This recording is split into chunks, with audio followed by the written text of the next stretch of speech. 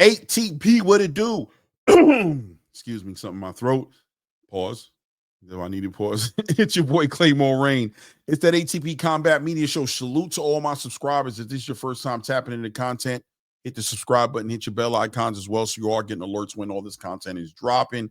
Guys, remember to hit the thumbs up, show some love to the content so we can get it in the algorithm where it needs to be. So look, David Benavidez steps out today or yesterday, makes an appearance with Henry Cejudo and Kamaru Usman on their show podcast, letting the world know what he's been up to since the last developments have happened on the back end of a great event, Fight of the Year candidate between him and David Morrell, where he picked up another interim title or regular title in that WBA title. He's somewhat of a unified champion in the division, but things have changed a little bit for David Benavidez as well on the back end of a decision made by Mauricio Suleiman to go ahead and elevate him, as it would seem that Mauricio Suleiman forced Dimitri Bivol into making a decision as to whether or not he'd vacate that WBC title he's sitting on or defend it against David Benavidez. Guys, you know, Dimitri Bivol and Artur Beterbiev in this undisputed back and forth, heading into a trilogy where Artur Beterbiev won the first fight, Dimitri Bivol won the second fight. Now they're about to figure it out in the third fight to kind of end this and break this tie. David Benavidez seemed to be aware of the possibilities of this happening and was seemingly, from the outside looking in, seemed to be that he was going to be patient, wait on them to finish their trilogy and fight another fight. Flew out to Saudi Arabia, or was invited and flown out to Saudi Arabia. Jose Benavidez Sr., Samson Likowitz both communicated. Turki Al-Sheikh was a great host, flew them in first class, put them in, took care of them when in Saudi Arabia, with an agenda, a goal to go ahead and line up David Benavidez to either A, fight the winner between Dimitri Bivol and Artur Beterbiev, if it would have been Artur Beterbiev, right, to become undisputed light heavyweight champion, or worst case scenario, from our understanding, offering David Benavidez an opportunity to fight Caleb Smith. Now, on that same card, Caleb Smith defeated Joshua Buatsi and picked up an interim WBO title. So naturally, the winner of that fight would be right there as a mandatory. 3 of the sanctioned bodies would be covered.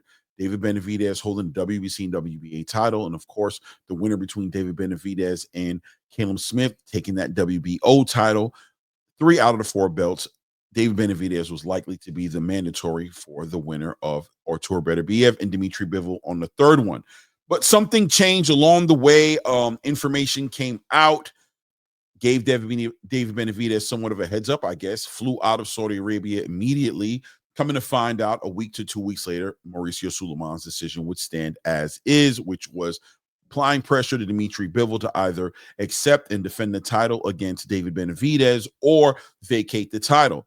Well, Turki Al-Sheikh wanting to go ahead and put that trilogy together, Dimitri Bivol wanting to honor the fact that Artur Beterbiev did give him an opportunity for the redemption for the loss he took in the first fight, was going to naturally go ahead and afford Artur Beterbiev the same exact, not privilege, but, you know, the same favor, right, that Artur Beterbiev offered Dimitri Bivol. That being said, understanding where his bread was buttered, decided to be true to the entity that provided him the opportunity to A, get the payday, B, also the legacy.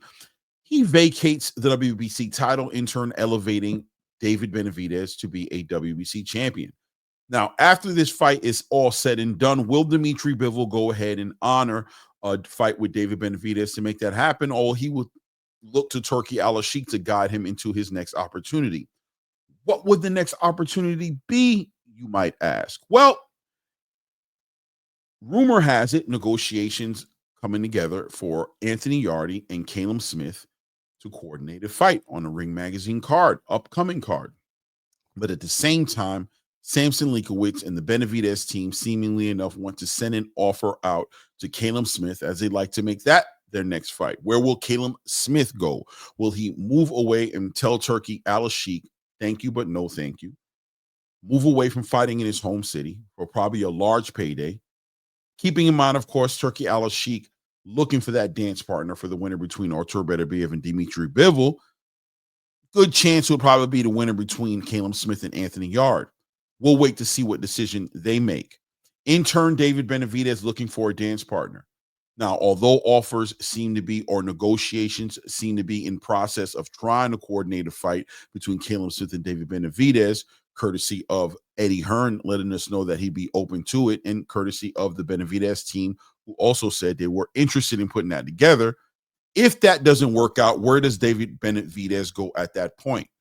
Well, guys, if you keep your ears to the streets and you pay attention to what's been going on, then you know that Jose Benavidez Sr. has already confirmed that there was already an open line of communication going on in between his team and Oscar De La Hoya for a fight in the cruiserweight division.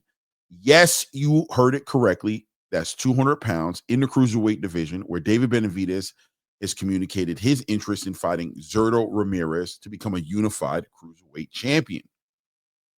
Interesting. When asked about what would he do with the light heavyweight division, well, Jose Benavidez and David Benavidez, David Benavidez and Jose Benavidez Sr. communicated they'd have no problem cutting the weight, coming down from 200 pounds in the cruiserweight division to compete at 175 pounds to not only defend their WBC title, but also, if there was an opening for a unification or an undisputed title, be open to do that as well. Seems like a lot of movement from David Benavidez on his side to go ahead and satisfy what's going on in the cruiserweight division, but also be open to come back and defend his title or fight for unification in the light heavyweight division.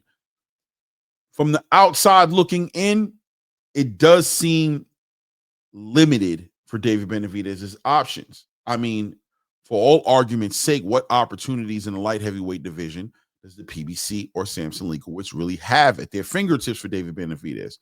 And even in the cruiserweight division, although they can coordinate something with Oscar De La Hoya to coordinate a fight with Zurdo Ramirez, well, ultimately the big prize to become a unified or undisputed champion goes down Jai Opatai's lane.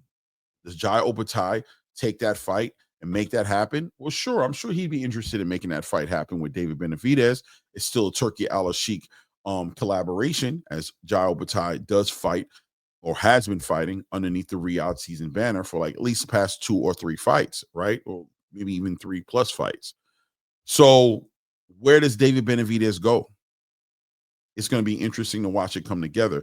Look, David Benavidez communicated. He said, listen, I don't have no problem with Turkey, and I'd love to go ahead and compete in Saudi Arabia. But at the same exact time, I want to compete at home, which I can understand that. He doesn't want to go overseas. He wants to compete in front of his fans, in front of the big crowds at T-Mobile Arena or the MGM. We're talking about a future face of boxing right now, and maybe even in the conversation of a face of the PBC. So I'm sure all the resources are going to get put behind him to give him the best chance of becoming the next big star. But at the same exact time, will that choice age well? Will the decision to not take Turkey's offer, but instead take a championship on paper that was given to David Benavidez based on a technicality, with Mauricio Sulaiman applying the pressure to Dmitry Bivol less than 1 month after he won the title with Artur Beterbiev? We have to see what it looks like when it's all said and done. Now, I do have reservations as far as David Benavidez going from 175 pounds up 25 pounds to compete in the cruiserweight division, and then cutting 25 pounds to come back and compete at the light heavyweight division. I think that could be detrimental. A lot of fighters have suffered from things of that nature, leaving a division and putting that much weight and then trying to return. It could be extremely difficult and a lot of wear and tear on the body to go ahead and do that in the correct, healthy way. We'll keep our eyes on it and see how it develops. Guys, let me know what you think. David Benavidez is the decision that Mauricio Sulaiman making to go ahead and strip Dmitry Bivol of that title, ultimately elevating David Benavidez to be a WBC champion, aging well for David Benavidez. You guys let me know what you think. It's your boy Rain. Once again, shout out to all my subscribers. Thank you again for the support on the channel. If this is your first time tapping in, hit the subscribe button, hit your bell icon so you get alerts when all this content is dropping. Guys, let me know what you think. Until the next one, it's your boy Rain. And at this point, we out.